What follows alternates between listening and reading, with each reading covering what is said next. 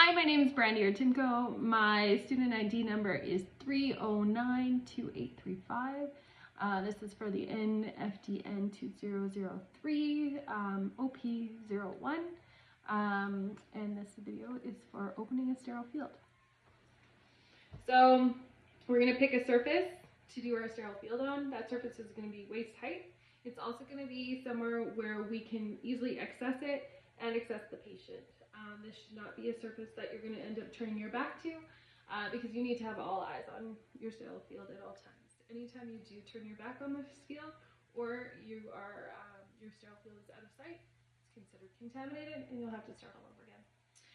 So for items I have today, granted I have been practicing, so some of them are already open, is our sterile field package, our 2x2 gauze, our solution, and our surface clean sterile antiseptic wipe to clean our surface plus hand sanitizer.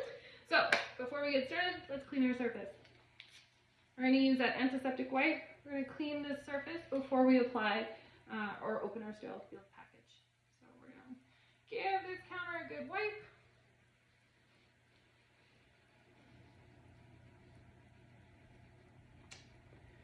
Awesome. And while that surface is drying, we're going to do our hand hygiene. And I'm just using the hand sanitizer at this moment.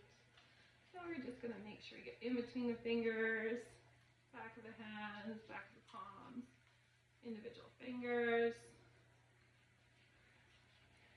and our fingertips, giving them a good rub, some frictioning. And we're just going to wait for that to dry. So, with our sterile field, we're going to grab our sterile field package. We're going to make sure that it hasn't been contaminated, that there's no moisture in this package, and the expiry date is good and current. So expiry date is 20/29/07. There's no water, no contamination to this kit, so it is safe to use. And if either of those things were an issue, we'd have to get a new kit and throw this one. So we're going to open up the kit. Banana peeling it onto our surface and throwing the garbage away. We're going to place this kit, so my first open is going to be towards, or away from me, but towards the camera, I guess you could say. We're going to grab our forceps at the tip. We're just going to hold them tips up. If tips remain up, they remain sterile. If tips are down, gravity travels down, so anything could end up on the tips. We're going to grab the outside of our kit. We're going to pull it open. Again, only making sure to use that 2.2. And then we're going to grab the last one, bringing it towards us. Again, never crossing that field. So, as you can see, we have our kit. There's a little bit of an overhang, so I'm just going to tuck that in. So this way, there's no draping off the table. My tips have been up. Anything that does fall below the table or goes below my waist would be considered contaminated as well. So, now that I have my forceps here, I'm going to grab them with my other hand. Again, not crossing over the sterile field. We're going to grab our garbage bag. We're going to place this outside the sterile field. We're going to grab our forceps. We're going to place these close to the edge so they're easy access. Again, sterile items can touch each other because they're in the sterile field. Items that are outside the sterile field cannot enter it unless they're sterile. We're going to switch hands.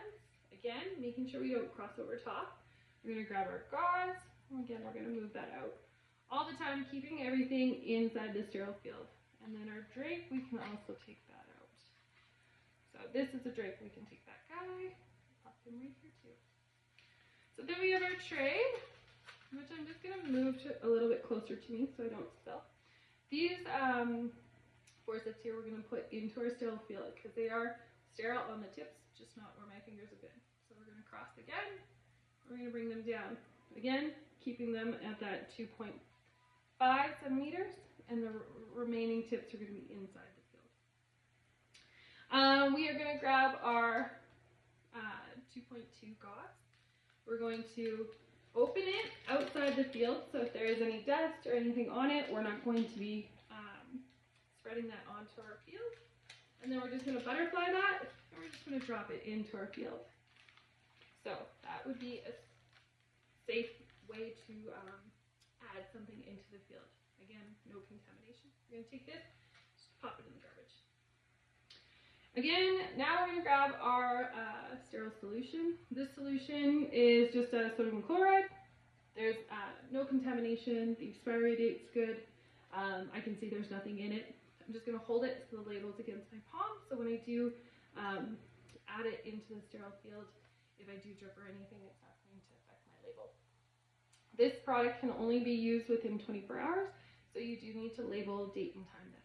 So I'm going to add that into our sterile field. We don't want to spill this or drip it into our field, because once our sterile field is wet, or it would be considered contaminated, because now whatever the wet touches, it would just come through. So again, we've added that into our sterile field. We have not dripped or anything like that. If we had, we'd have to start again. So that's me adding it in. Then we're going to grab our garbage bag. I'm going to open that guy up. Again, I'm taking that step back. I can still see my sterile field, but now nothing's working over top of it. I'm going to fold that over on itself. My bag's ready to deal with whatever I'm going to be dealing with. So we're going to just pop that to the side there. Again, you're going to fold that in a way that kind of folds it on itself. So thank you for today. That was my sterile field. Things I did want to mention, or just don't want you to forget. So sterile things can touch sterile things. You can add things into the sterile field as long as they are also sterile and haven't been contaminated, kind of like our 2x2 square. If there's overexposure to the air, it's considered contaminated. If it's out of sight, it's considered contaminated. If it drops below my waist or below the table level, it's considered contaminated. And if it comes in contact with like a wet surface, or if wetness touches it, it would be considered contaminated. Fluid always flows with gravity, which is kind of common sense, but that's also why you hold your forceps tips up. That's all I have to say. Thank you.